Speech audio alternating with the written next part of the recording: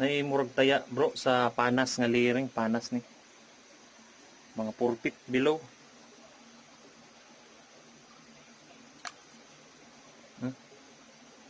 Diri ni siya nya hollow siya ba. Ini nga part. Sulod ang isa ka kumo. Hollow. Pagkukob na mo.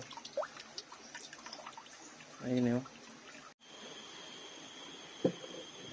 Dapanas pero ang iyang color green.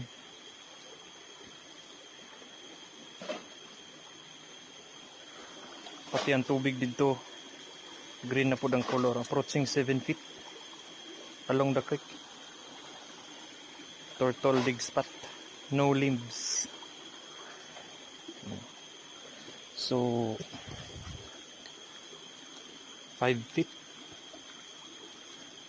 6 feet approaching 7 feet or 7 feet green na yung panas.